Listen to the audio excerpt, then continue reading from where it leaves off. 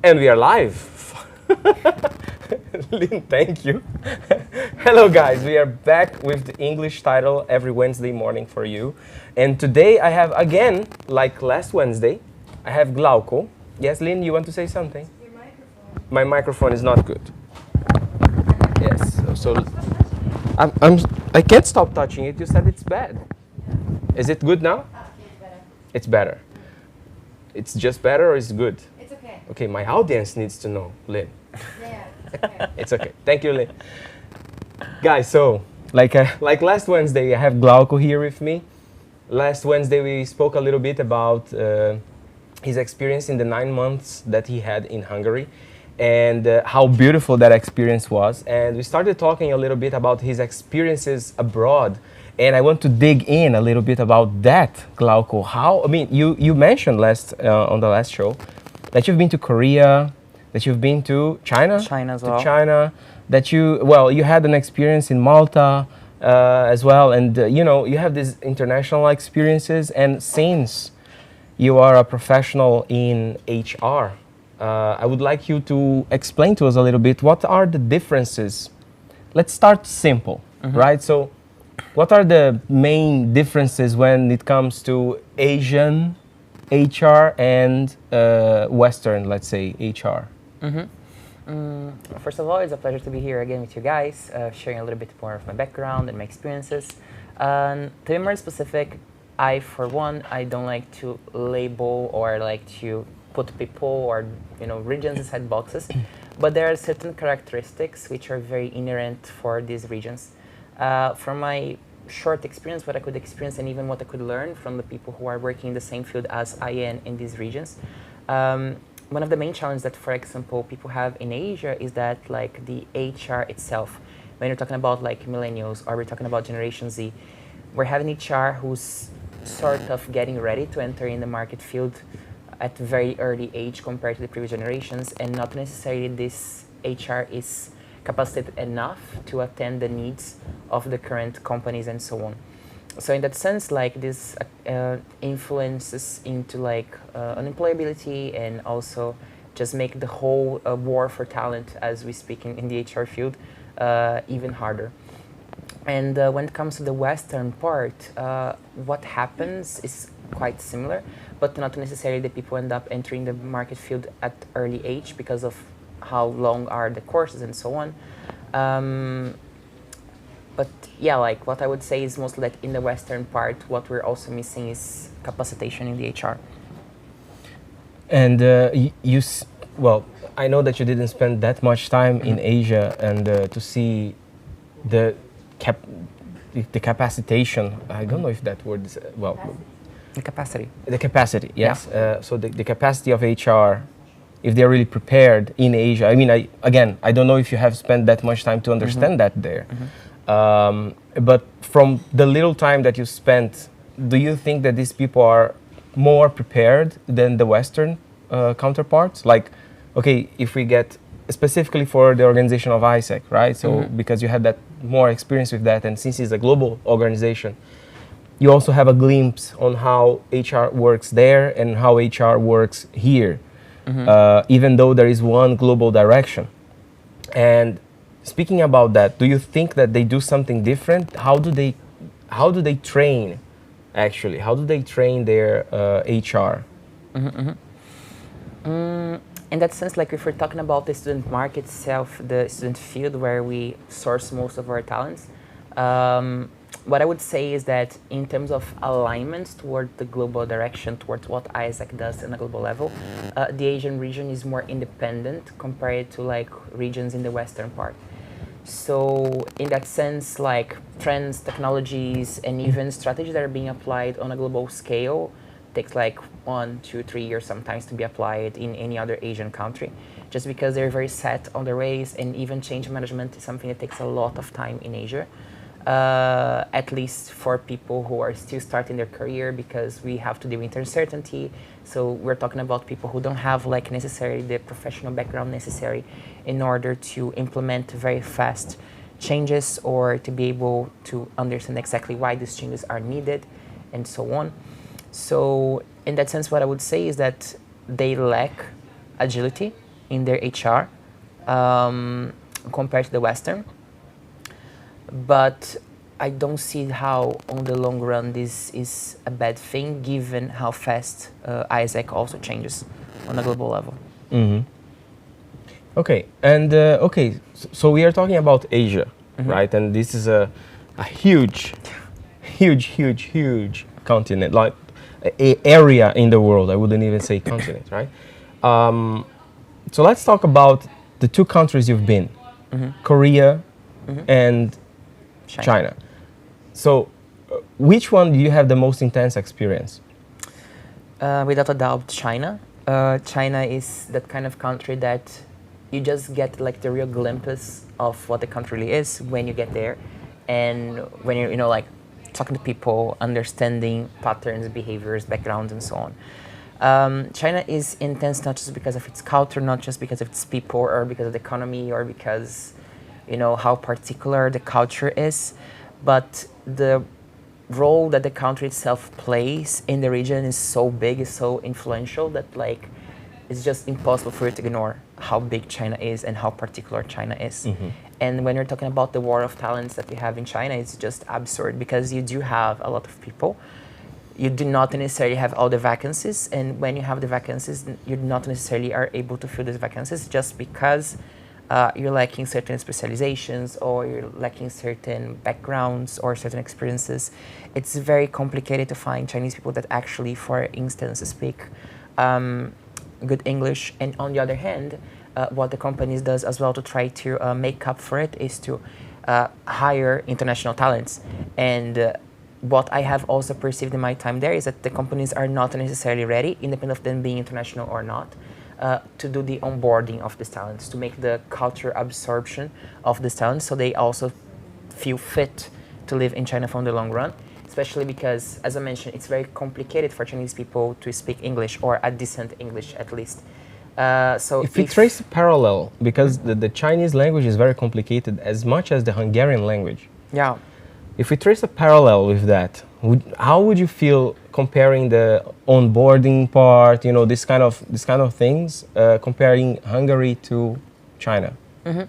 I think that like even though Hungarian language is quite complicated, at least for me, I'm from Brazil, at least I believe that Hungary has a huge advantage compared to China or any other Asian country. That's the fact, like, one, this is Europe, therefore there are many more languages in very smaller countries compared to what we have in the region in Asia, which sort of forces not just companies but employees to learn English. So in one way or another, you're going to be exposed to the English language, and you have to know some basic English at least to communicate. But when you're talking about such a huge continent like Asia, and with such big countries as we have in Asia, language is something very particular. So in China, if you're a foreigner and you do not speak Mandarin or Cantonese or something, you're going to have a very hard time. And you cannot expect the culture to change or the people to open up about it, because you have to take into consideration particularities of the country, such as the politics, and also how the foreign is being perceived, even though they have a very active international market because of the economies and so on. Like this kind of internal changes from employee perspective, from company perspective, is not something that you do overnight. So it's tricky, but ultimately I believe that like Hungary has a very big advantage compared to any other Asian country in that sense. Oh, you're still in advantage here. That's good. Yeah. That's awesome. Awesome to know. And okay, and what about the team experience? Here in Hungary? Yes. Okay. So like I'm part of a team that's made of multiple different nationalities. We have people from literally every single continent in the world. We have a guy in my team from Nigeria. We have someone, another person from Brazil. We have people from Venezuela, India. We had someone from Russia. You have North Americans? No, we don't have North Americans. Okay, so not every continent. You got me there. So almost every single continent. But yeah, so it's a very diverse experience, and what can I say? Like in the end of the day, what I feel that I have learned from like living with so many diverse people and backgrounds is to be more flexible, to be more tolerant, to be more resilient as well, because I mean, people have different Can you expectations. share like a funny story about the cultural shock inside the team? Inside the team. Like someone likes to drink tea, hot tea in the summer, or the first time you met someone, it was like a different thing, or I don't know, the work habits of people from some other continent is completely different and you were not used to it until a certain point. This is the thing, like it's tricky because to a certain extent, like yes, I've been living for a year and working for a year with these very different people, but I believe that their particularities are their particularities as individuals, as human beings, and not necessarily because they are from X or Y or Z country that they are like this and everybody's like this. But what I can like highlight is that from my experience working with people from Russia, they're very disciplined and really by the book. You know, like if they say A, they will do A, and if they have to, you know, like move B and C from the front of them to get A done, they will do it. Which is a very, very good thing. Venezuelan people, from my experience, are very disciplined as well. They really like things to get done and like things to be done with like good quality. So that's a very good workforce on my experience, so to speak. And these are like the two main highlights for me personally. Okay, I had a question for you. Yeah. You just came out from my mind regarding the team experience. Yeah, well, okay. So in terms of, can I ask you which one is your favorite? Like, is this like a shady In terms question? of team experience, Yeah. I wouldn't say it's shady. What I would say is that like just like some background for those who don't know or haven't watched the previous videos. I'm in Isaac for 6 years and a half. That's quite a very long time. And the way that we work is we have experience that takes like depending from 6 months to a year long. So I've been to more than 20 teams up to this point. I can highlight my favorite experiences per continent. That would be easier, I guess. In the European continent, it's very easy for me to say. It's my current experience here in Hungary. It's been like a formidable experience. It has its ups and downs, like in every single team experience. But overall, I enjoy it very much, and I'm very grateful for the experience that I'm living here. And back to the South American continent, I would highlight my experience in the executive board. Because it was like the longest one I had. It was like 1 year long. It's been 3 years since I have finished this experience, but I still keep in touch with these people. And it's very funny because like some of them are living in, I don't know, United States, some of them are still living in Brazil, some of them are living in Poland and so on. And independent of like where we are or our time zones, we always find ways to communicate towards each other and to keep each other posted on how we are doing in life. And some way I consider they're part of my family as well. And even my mom, like, after all this time, still asking about this. So, like, how are they doing and what they're doing in life? So this is a very great thing. So creating bonds with the team is the thing, right? Is Yeah. a thing for you. Yeah, and I think not just for me. I think that, like, in the end of the day, like, we as human beings, we're social animals. And, you know, like, when we're talking about HR and all these kind of things, and when we also talk about companies, of course, the companies are always, like, looking forward to offer a space for the employees in which they feel themselves accepted and comfortable and willing, you know, like, to do the extra. So it goes beyond employer branding, so to speak. And I believe that for my generation and for the generation that's upcoming, the Generation Z, the generation is already there, these experiences and this bonding and this feeling of belonging is just going to be more and more needed. And there's something that you cannot force or you cannot impose into people. That's how you build the environment around you and also how open you are to build this. Okay, to finalize, Glauco, I want to ask a quite complex question. Bring it. So Isaac is about leadership. Yeah. Right, so you learn how to build leadership, and the leaders from today will be the leaders from tomorrow, and so on and so forth. And you've been in these several different experiences abroad and in different countries and with different cultures, even if you are in the same place. How is it actually then? What are the first part of the question is, what are the styles of leadership that called your attention the most within the huge plethora of cultures that you had? Let's start with this one. Mm-hmm. So what kinds of leadership? Mm-hmm. If we, I we have can't really define leadership, right? So I Yes. mean, there are several definitions. If you go to Wikipedia or any Google search, simple, you will see like huge definitions of leadership.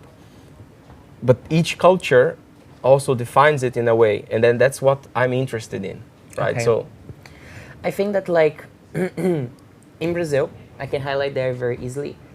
In Brazil, the way we are raised in terms of culture and so on makes us believe that like if you have a leader, like the notion of leader and boss is not entirely different from Brazil, because you will respect your leader in the same way you respect your boss, because you understand that this person is above you for some reason, for experience, background, and so on and so forth. So in that sense, I would say that like leadership in Brazil is more about being a role model. You know, like if you're there, there has to be a reason, and then people are going to respect you if you behave in a certain way. In Malta, my experience has taught me that like leadership is more flexible than in Brazil, for example. Like in Brazil, people are more like straight to the point and more strict depending on the field or segmentation that you're working for. But in Malta, they're more flexible, but this also has to do with the background of the country. Because a very tiny country, to find good HR is very complicated. The salary is not like the bestest one in Europe, and Europe itself has huge mobility for European citizens. So in that sense, like the leaders have this tendency, and they have to be a little bit more flexible. So offer some sort of like advantages, like home office, or you know, like one extra day off in the week, and so on. And here in Hungary, what I would say is that the kind of leadership that I found or that I have experienced so far is a little bit similar to Brazil. It's like strict, like you do what you gotta do and do it well. So those are like the biggest differences to me from my experience so far. and how do you consider your leadership style? I'm the kind of leader that's pretty much flexible. I like to hear and take opinions into account.